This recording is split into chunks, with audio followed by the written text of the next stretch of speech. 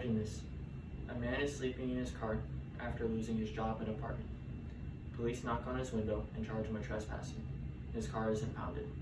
Now he is jobless, carless, and sleeping on the street. This isn't a rare occurrence. This is a reality for thousands of people across the United States every day. Homelessness isn't just a social issue, it's a reflection of our values. And right now, far too many American cities are choosing to punish people for being poor instead of helping them get back on their feet.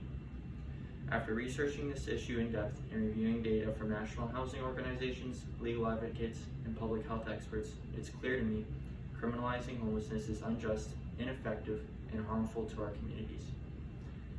Today, I want to persuade you of three things. First, that homelessness is being criminalized in ways that harm people and do nothing to solve the crisis.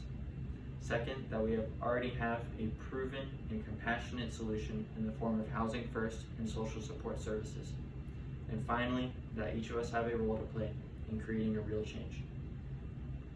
Across the country, cities are passing ordinances that make it illegal to sleep in public spaces, panhandle, or even sit on sidewalks.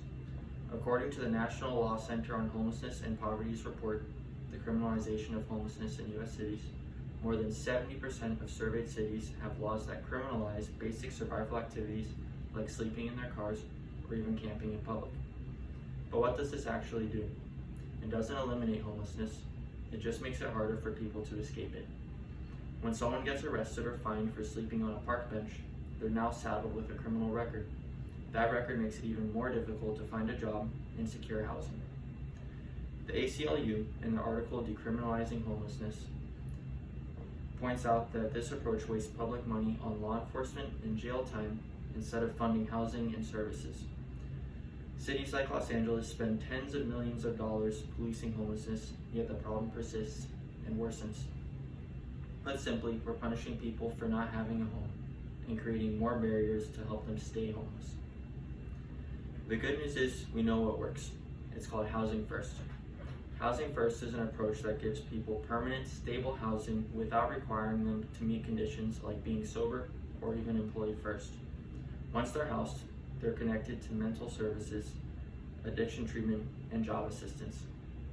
According to the U.S. Interagency Council on Homelessness, in the Evidence on Housing First, this model reduces chronic homelessness, improves health outcomes, and is more cost-effective than traditional shelter systems. Utah, for example, reduced chronic homelessness by 91% after implementing a Housing First strategy. And it's not just housing. Experts agree that we need to address root causes like the lack of affordable housing, mental health access, and income inequality. The National Alliance to End Homelessness, in their State of Homelessness 2023 edition, highlights how a combination of rising rents, stagnant wages, and underfunded support services are pushing more people into homelessness every year.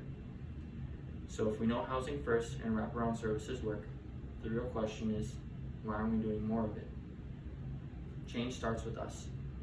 First, you can support local and national policy efforts that decriminalize homelessness and invest in housing. Contact your city council or state representative, ask them to vote for zoning reform, affordable housing projects, and mental health services. Advocate for the repeal of laws that criminalize poverty. Second, support organizations already making a difference. Volunteer with a local shelter.